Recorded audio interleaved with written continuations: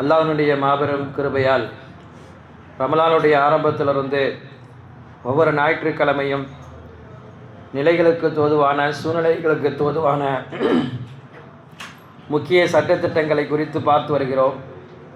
அதன் அடிப்படையில் இன்று ரமலானுடைய கடைசி தினங்கள் இன்னும் ஒரு சில நாட்களில் இருக்கக்கூடிய இந்த சூழ்நிலையில் ரமலானை முடிப்பதற்குரிய ஒரு மாபெரும் அமலை குறித்து பார்க்க இருக்கிறோம்.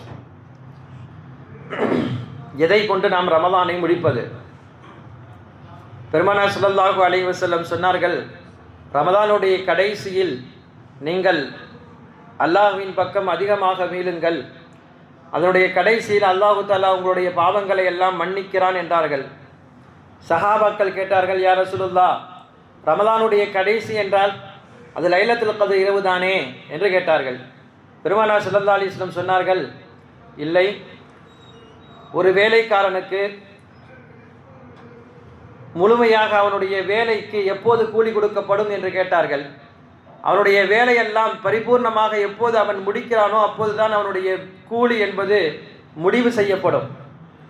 அதன் அடிப்படையில் நம்முடைய ரமலான் முடிவது என்பது இன்னும் ஒரு சில தினங்கள் இருக்கிறது.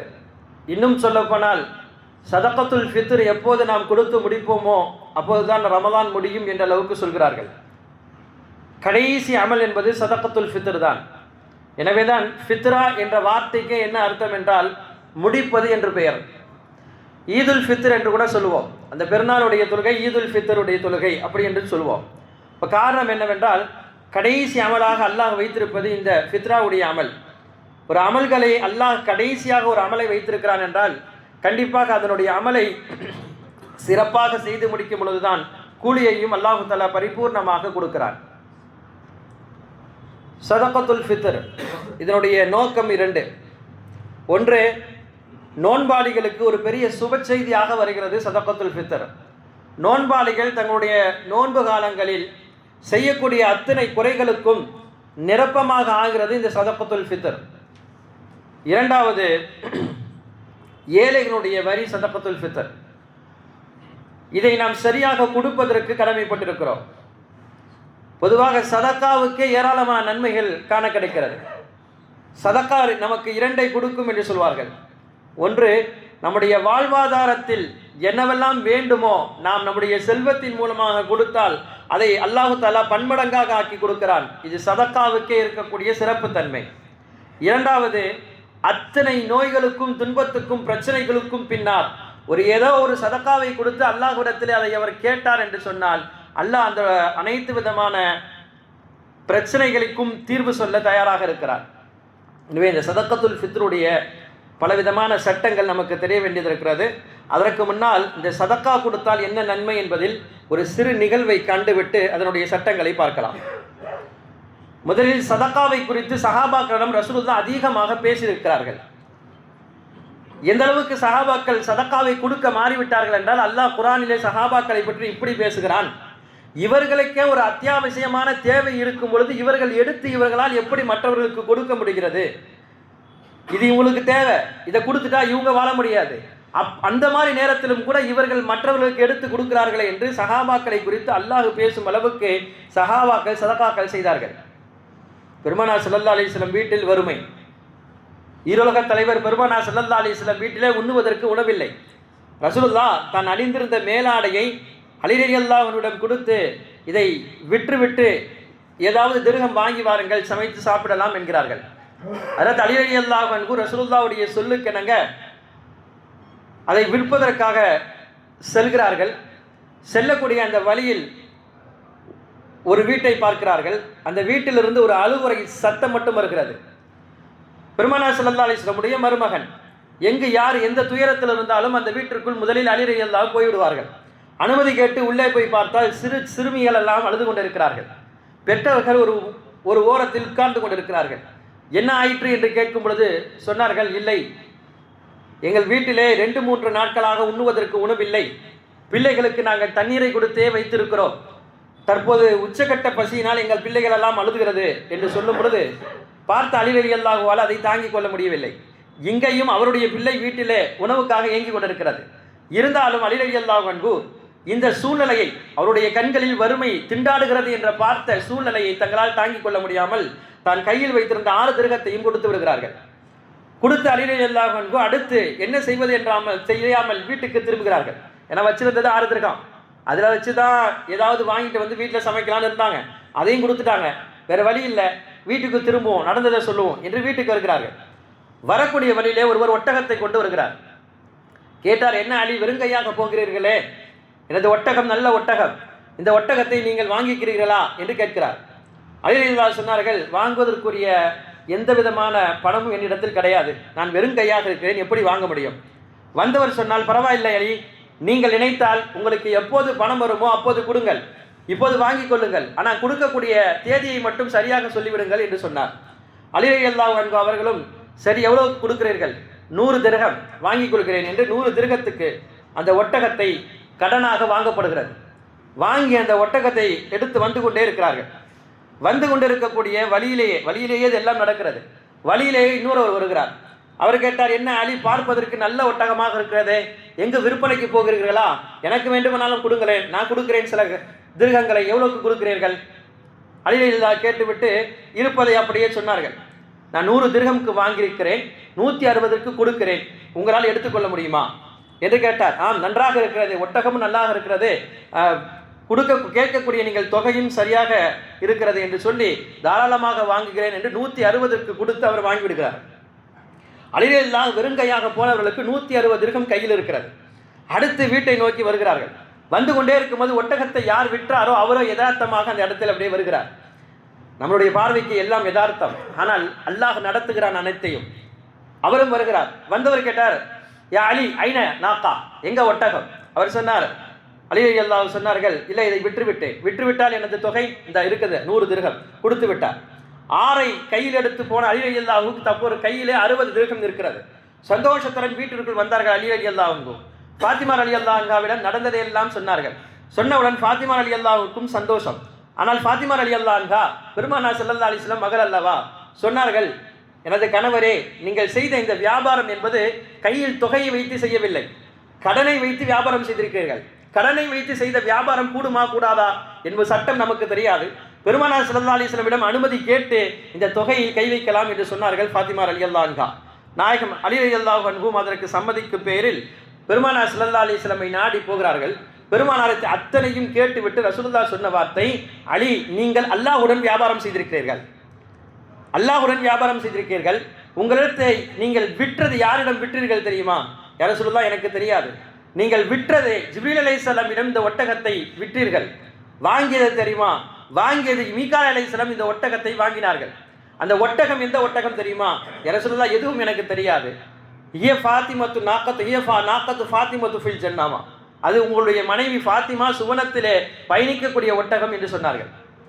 சஹாபாக்கள் அத்தியாவசியமான தேவைகளை மக்களுக்காக எடுத்து கொடுக்கும் பொழுது அல்லாஹ் நம்முடைய பார்வையில் 1 10 கொடுக்கிறான் என்று சொல்கிறோமே, அதையெல்லாம் கண்களால் கண்டவர்கள் சஹாபாக்கள். அதிலும் குறிப்பாக நாம் இருக்கக்கூடிய இந்த ஈதுல் ஃபித்ரில் ஃபித்ராவை கொடுப்பது என்பது நமக்கு கடமையாக்கப்பட்ட ஒரு அமலாக இருக்கிறது. ஈதுல் ஃபித்ரில் ஃபித்ராவுடைய இந்த தொகையை கொடுப்பது என்பது ஒவ்வொரு இஸ்லாமின் மீது உள்ளான ஒரு சுன்னத்தை முஅக்கதா. சொல்லப்போனால் எந்த அளவுக்கு என்றால், இஸ்லாம் என்ற இந்த மார்க்கமே எப்போதுமே ஆன்மீகத்தை மட்டும் எடுத்து சொல்லாது. அல்லாஹ்வை வணங்க வேண்டும் என்று சொல்ல வேண்டும், அடுத்து சொல்லும் வழங்க வேண்டும் என்று சொல்லும், அடுத்து மக்களுடன் இணக்கமாக நடக்க வேண்டும் என்று சொல்லும். இந்த 3ஐயும் சேர்த்தது தான் இஸ்லாம். வெறுவனே நான் வணங்குவேன் ஆனால் யாருக்கும் வழங்க மாட்டேன் என்று சொன்னாலோ, இல்லை நான் வழங்கவும் செய்வேன் ஆனாலும் யாருடனும் இணக்கமாக நடக்க மாட்டேன் என்று சொன்னாலோ அவர் உண்மையான முஸ்லீமாக ஆக முடியாது. இந்த 3ஐயும் மொத்தமாக கொண்டு வருவதுதான் இஸ்லாத்தினுடைய அடிப்படை சட்டம். அப்படித்தான் அல்லாஹ் நோன்புகளையே ஆக்கியிருக்கிறார். ஆரம்ப கட்டமாக இந்த ஃபித்ரா யாரின் மீது கடமை? அபூ ஹனீஃபா ரஹ்மத்துல்லாஹி சொல்கிறார்கள், யாரெல்லாம் ஜகாத்துக்கு தகுதியானவர்களோ அவர்களுக்கெல்லாம் ஃபித்ராவும் கடமை. அதே போல யாருக்கு கொடுக்க வேண்டும், அதே சட்டம் தான். யார் ஜகாத்தை வாங்க தகுதியானவர்களாக இருக்கிறார்களோ அவர்களுக்கெல்லாம் ஃபித்ராவை கொடுப்பதும் கூடும். இது அபூ ஹனீஃபா ரஹ்மத்துல்லாஹி. ஷாஃபி ரஹ்மத்துல்லாஹி கொஞ்சம் இதை விட ஏற்றமாக சொல்கிறார்கள். இது ஜகாத் இருப்பவர்களுக்கு, ஜகாத்துக்கு யாருக்கு கடமையோ அவர்களுக்கு மட்டும் கடமை கிடையாது. அதையும் தாண்டி அன்றைய தினத்திலே, ஈதுல் ஃபித்ருடைய தினத்திலே தனது தேவைகளெல்லாம் போக மீதமாக இருக்கக்கூடிய தொகையிலே அவரால் கொடுக்க முடியும் என்றால், மீதமான தொகையிலே ஃபித்ராவை கொடுக்க முடியும் என்றால் அவருக்கு ஃபித்ரா கொடுக்க வேண்டும், அவர் ஃபித்ரா கொடுக்க வேண்டும். தன்னுடைய சுய தேவைகள் எல்லாம் போய் நல்ல ட்ரெஸ் எடுக்கலாம், பிள்ளைகளுக்கு ட்ரெஸ் எடுத்துக்கலாம், பெற்றோர்களுக்கு கொடுக்கலாம், எல்லாம் கொடுக்கலாம், எல்லாம் கொடுத்து மீதமாக கண்டிப்பாக இருக்கும்ல எல்லார் வீட்லையும். அப்போ அந்த மாதிரி மீதமாக இருக்கக்கூடிய தொகையிலே அவர் இந்த ஃபித்ராவை நிறைவேற்ற வேண்டும். ஃபித்ராவுடைய அளவு என்ன நமக்கு தெரியும். அபூ ஹனீஃபா ரஹ்மத்துல்லாஹி சொல்றார்கள் 1 கிலோ 633 கிராம்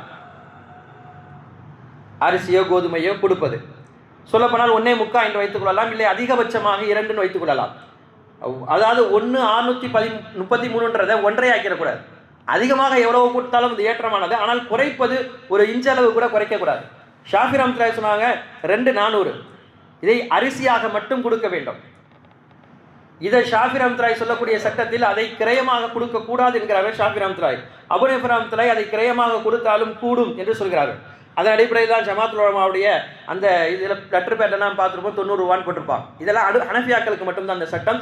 ஷாஃபி ரஹ்மத்துல்லாஹியுடைய சட்டமும் இதுதான். என்னன்னா அவங்க அதை திருகமாக கொடுப்பது கூடாது, அரிசியாக மட்டும்தான் கொடுக்கணும். அதை கொடுக்கக்கூடிய அரிசியும் எப்படி இருக்க வேண்டும் என்றால், நம்ம என்ன சாப்பிட்றோமோ அந்த அரிசி கொடுக்கணும். இதை அதை விட உயர்ந்த அரிசி கொடுக்கலாமா, தாராளமாக கூடும். ஆனால் குறைந்தபட்சம் நாம் உண்ணுகிற அரிசியாவது கொடுக்கமே தவிர அதை விட மட்டகரமான அரிசியை கொடுப்பது என்பது நல்லது கிடையாது, அது கொடுக்கக்கூடாது. இதனுடைய நேரம் எப்பொழுது கொடுக்க வேண்டும்? அபூ ஹனீஃபா ரஹ்மத்துல்லாஹி சொல்கிறார்கள், இதனுடைய நேரம் என்பது ஈதுல் ஃபித்ருடைய காலையிலிருந்து ஃபஜ்ரிலிருந்து கொடுக்கலாம். ஈதுல் ஃபித்ருடைய தொழுகைக்கு முன்னால் கொடுத்துட வேண்டும். ஷாஃபி ரஹ்மத்துல்லாஹி சொல்கிறார்கள், மக்ரிபுடைய ரமலானுடைய ஈதுல் ஃபித்ருடைய பிறை பார்ப்போமோ மக்ரிபு பிறை பார்த்ததிலிருந்து தொடக்கம் ஈதுல் ஃபித்ருடைய தொழுகைக்கு முன்னால் கொடுத்து விட வேண்டும். இது கொஞ்சம் நேரம் அதிகமாகிறது ஷாஃபி ரஹ்மத்துல்லாஹி. அபூ ஹனீஃபா ரஹ்மத்துல்லாஹியுடைய நேரம் என்பது குறுகிய நேரமாக இருக்கிறது. சரி, இது முன்னால் கொடுத்தால் கூடுமா? எங்கள் சொந்தக்காரங்களாம் ரொம்ப ஊரில் இருக்கிறாங்க, நாங்கள் அங்கே கொடுக்க வேண்டியது இருக்குது, அந்த மாதிரி இருக்கிற நேரத்தில் நாங்கள் திடீர்னு சஃபரில் போகிறோம், இந்த மாதிரி நேரத்தில் முன்னால் கொடுத்தால் கூடுமா? முன்னால் கொடுத்தால் கூடும். இருந்தாலும் சிறப்பான விஷயம் என்பது அந்த நேரத்தில் குறுகிய நேரத்தில் கொடுப்பது என்பது சிறப்பு. ஏன்னா கொடுக்கக்கூடிய நோக்கமே அன்றைய தினத்தில் அவர்கள் சந்தோஷமாக இருப்பதற்கும் நல்ல உணவை ஆக்கி சாப்பிடுவதற்கும் தான் கொடுக்கப்படுகிறது. நம்ம ரமலானுடைய பிற 10, 11 கொடுத்துட்டுன்னு சொன்னால் அப்போவே அவங்க அதை சரியாக அந்த நேரத்தில் உபயோகிக்காமல் முதலிலே உபயோகிக்கிறதுக்கு வாய்ப்பு இருக்கிறது. எனவே அப்போது கொடுத்தாலும் கூடும். ஆனால் சிறந்த முறை என்பது அந்த சரியான நேரத்திலே, அதிலும் குறிப்பாக நாமே போய் கொடுப்பது என்பது மிக நல்லது. வர்றவங்க பார்க்குறவங்களுக்கு இவங்க ரொம்ப முடியாதவங்களா இருக்காங்க, முஸ்லீமாக இருக்காங்க, கண்டிப்பாக இவங்களுக்குலாம் ஜகாத் இருக்காது என்று சொல்லி கொடுப்பதை விட, நமக்கு தெரிந்தவர்களும் நமக்கு சொந்தக்காரர்களும் ஜகாத்தை வாங்குவதற்கு தகுதியானவர்களையும் நேரிலே சென்று அந்த காலையிலோ இல்லது அதுக்கு முன்னால் இரவோ போய் அவருடைய கையிலே ஒப்படைப்பு என்பது சால சிறந்ததாக இருக்கிறது. யார் கொடுக்க வேண்டும்? குடும்ப தலைவர்கள் மீது அதை கொடுப்பது என்பது கடமை. தனது பொறுப்பில் இருக்கக்கூடிய அனைவருக்கும் குடும்ப தலைவர் கொடுக்கணும். மனைவிக்கு கொடுப்பது, தன்னுடைய தாய் தந்தை முடியாதவர்களாக இருந்தால் அவர்களுக்கு கொடுப்பது, தன்னுடைய பிள்ளைகள் கொடுப்பது, இது எல்லாம் குடும்ப தலைவர் அதை பொறுப்பேற்று கொடுக்க வேண்டும் என்று ஷாஃபி ரஹ்மத்துல்லாஹி சொல்கிறார். அபூ ஹனீஃபா ரஹ்மத்துல்லாஹி அதே தான் சட்டம். ஆனாலும் கூட பிள்ளைகள் எல்லாம் சம்பாதிக்கிறார்கள், அவர்கள் தாங்களே கொடுக்கணும் விரும்புகிறாங்க, கொடுக்குறாங்கன்னா அது மாதிரியாக கொடுத்து கொள்ளலாம். ஆனால் அவர்களுக்கு கீழே இருப்பவர்கள் அத்தனை பேருக்கும் கொடுக்க வேண்டும். அடுத்தபடியாக ஃபித்ராவுடைய நோக்கம் நம்ம ஏற்கனவே சொன்னோம். ஃபித்ரா எதற்காக கொடுக்கப்படுதுன்னா, ரமலானில் நோக்கக்கூடிய நோன்புகளில் ஏதாவது தவறு இருந்தால் அந்த தவறுடைய நிவர்த்திக்காக ஃபித்ரா கொடுக்கப்படுதுன்னு சொன்னோம். அப்போ இதை நம்ம யோசிச்சுக்கிட்டு, அப்போது ஒருத்தர் நோன்பே வைக்கல, வயசானவர், அவர் நோன்பு வைக்கல, முடியாத காலத்தில் நோயாளியாக இருக்கார், அவருக்கே சதக்கா தான் கொடுக்கப்பட்டுச்சு, இப்போ அவர் ஃபித்ரா கொடுக்க தேவையில்லையா அப்படின்னு நினைப்பது உண்டு. அப்படி கிடையாது. ஃபித்ரா என்பது தனி அமல், நோன்பு என்பது தனி அமல். எனவே தான் குழந்தைகளுக்கும் கூட இந்த ஃபித்ராவை கொடுக்கணும். அன்றைய பிறந்த குழந்தைகளுக்கும் கூட அந்த ஃபித்ராவை கொடுப்பதற்கு காரணம் என்னவென்று சொன்னால், ஃபித்ரா என்பது அதன் உடைய பொறுப்பாளிகள் கொடுப்பதனால் அந்த குழந்தைகளுக்கும் கொடுக்க வேண்டும். நம்ம ஆரம்பத்திலேருந்து ஒரு சட்டம் சொல்லிட்டு வந்தோம், போன வாரம் அதுக்கு முந்தின வாரம்லாம். பொதுவாக அபூ ஹனீஃபா ரஹ்மத்துல்லாஹி சொல்லக்கூடிய சட்டம் எல்லாமே அவர் வயதுக்கு வந்த பிறகுத்தான் அவர் செய்ய வேண்டும், அது கடமை என்று சொல்வார்கள். ஷாஃபி ரஹ்மத்துல்லாஹி சொல்லுவாங்க, அப்படிலாம் கடமை கிடையாது. அவர் பொறுப்புல யார் வச்சுக்காரோ, ஒரு பைத்தியகாரமா இருக்கலாம், இல்ல வயதுக்கு வராமல் இருக்கலாம், பொறுப்புல இருந்தால் பொறுப்புதாரிகள் கொடுக்க வேண்டும் என்று ஷாஃபி ரஹ்மத்துல்லாஹி சொல்லிக் கொண்டே வருவார்கள். அபூ ஹனீஃபா ரஹ்மத்துல்லாஹி சொல்வார்கள், பொறுப்புதாரிகள் தான் கொடுக்க வேணாம், அவருடைய அத்தனை சட்டங்களும் அவருடைய வயதுக்கு வந்த பிறகுதான் அவருக்கு கடமையாகுது என்று சொல்வார்கள். இந்த ஃபித்ராவில் அது கடமை கிடையாது. 2 பேரும் சேர சொல்லக்கூடிய ஒரே ஒரு சட்டம் ஃபித்ராவை பொறுத்தவரையும், சிறு குழந்தையாக இருந்தாலும் அதை பொறுப்பில் ஏற்பவர்கள் கண்டிப்பாக கொடுக்க வேண்டும். கடைசியாக இந்த ஃபித்ராவை எப்படி கொடுக்கலாம்?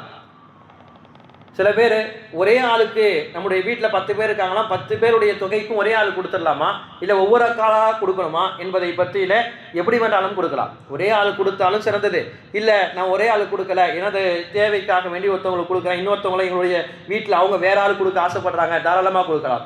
ஆனால் மொத்தத்தில் கொடுப்பது என்பது கால அளவுக்குள், குறிப்பாக ஈதுல் ஃபித்ருடைய தொழுகைக்கு முன்னால் கண்டிப்பாக கொடுத்து விட வேண்டும். யாராவது அப்படி கொடுக்க முடியவில்லை என்றால், நான் கொடுக்கல மறந்துட்டேன், இந்த மாதிரி ஆயிரத்தி ஆகக்கூடாது. அப்படி மறந்து விட்டது முடியல என்ற பட்சத்தில் ஈதுல் ஃபித்ரு பின்னாடியும் கொடுக்கலாம். அப்படி கொடுக்கலாம் என்ற அர்த்தம் என்பது ஃபித்ராவாக அது நிறைவேறாது, சதக்காவாக நிறைவேறும். எனவே மறந்து விடாமல் கடைசியாக ரமதானை முடிக்கக்கூடிய அமலாக அல்லாஹ் இந்த ஃபித்ராவை ஆக்கியதனுடைய அர்த்தம் என்னவென்றால், ரமதானை நாம் பரிபூர்ணமாக முடிப்பதற்குரிய ஏதுவாக அல்லாஹ் ஃபித்ராவை ஆக்கியிருக்கிறார். எனவே அந்த ஃபித்ராவுடைய விஷயத்தில் மறந்து விடாமல் நம்ம பொறுப்பில் இருக்கக்கூடிய அத்தனை பேருக்கும் சரியாக ஃபித்ராவை கொடுக்கக்கூடிய பாக்கியத்தை நம் அனைவருக்கும் அல்லாஹ் தருவானாக. வாக்குறுதி அல்ஹம்துலில்லாஹி ரப்பில் ஆலமீன்.